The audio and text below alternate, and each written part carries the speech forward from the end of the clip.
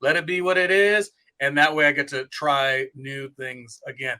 And the next movie we're going to talk about, in the very first like 5 minutes of the movie, the sarcastic girl goes, why would you look back? Why would you look back? You should never look back. And then there's a guy running and then he like hits the table or something like that. Okay, maybe that guy should look back. You're free to move forward. I mean, listen, we are so out of here. Now, why do you want to go to this party tonight and look back? Don't look back. You should never look back. Dude, I actually graduated. Most of that guy. Because she was the type that hated high school and she's like, I want to get on with my life. Anyways, if you are listening to us audibly, we are talking about Can't Hardly Wait.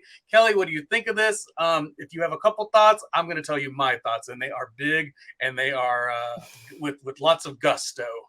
It's a great one. Lots of familiar faces in this one, and so many different high school archetypes in this movie, which I think was fantastic. All kind of rolled into one at one major party at the end of the year, which, I mean, how could it have been any better?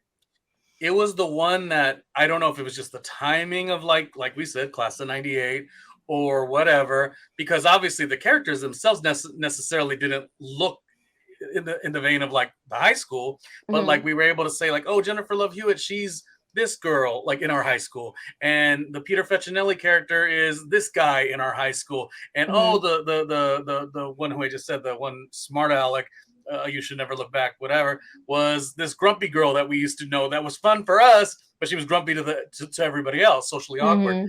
And it just really felt like the one that at the time, everyone that I knew loved it, you know, high school wise, we all enjoyed it. We were all getting ready to be, you know, graduated, class of 98. And it was just a fun movie. I don't know that I go back to it now and love it as much. And I was talking to my brother recently. I was like, when you go back to like a Can't Hardly Wait, you're kind of like, okay, that's so far gone now. He's like, no, I love it still. And I could say I really do like Can't Hardly Wait. I think it is a fantastic movie. The adolescence, you know, and the young hormones and everything that really matched kind of what you were going through at the time. And, oh, there's the girl that I have to, you know, talk to. And if I don't talk to her now, she's going to go off to college. And I mean, I even remember having a little memory of this girl that I remember going to the prom with her, but like I had to like make a move or what would happen. And now, you know, the whole story has changed, but like, it just felt such like a big deal.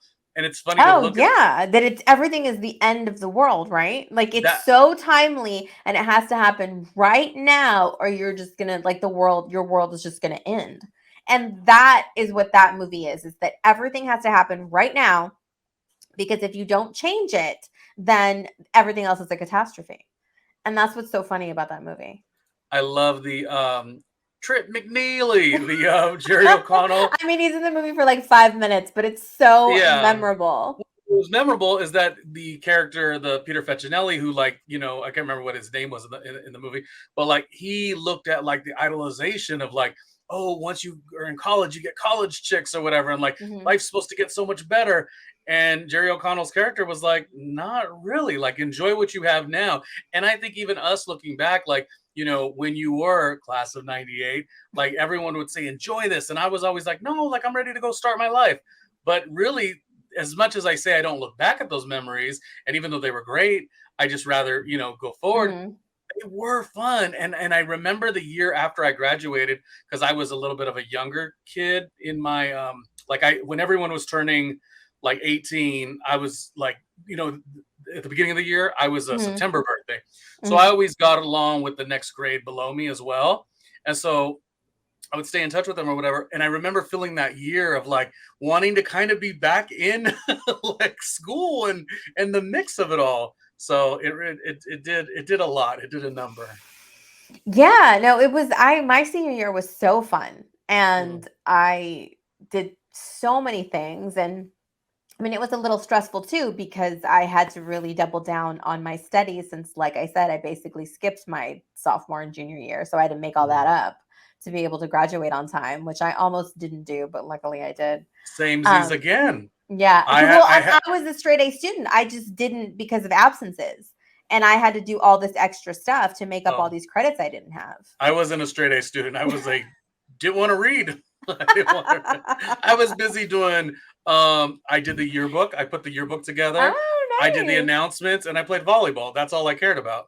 And then at the end of the season, or not season, but like as we're getting closer, Mhm. credits wise, I go, well, damn, I know I'm a younger aged, class of 98er, but I might end up being a class of 99er because I'm not going to make it. And Well, luckily, the only thing I had put together was I put together like a career day my senior year, not because it was something I like desperately wanted to do, but I needed extra credits. So okay, I had to get more involved in school because the principal yeah. was like, I will help you and I'll give you the credits that you need, but you have to do the A, B, and C. And so I was doing all of that. But I still found time to do a lot of really fun stuff. Well, you are warming up my heart a little bit. Maybe that was just the jaded initial, like, I don't want to look back at these memories.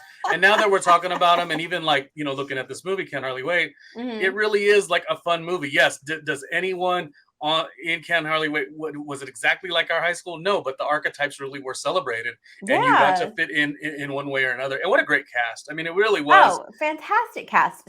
So many great actors and actresses in that film. So Yeah. many.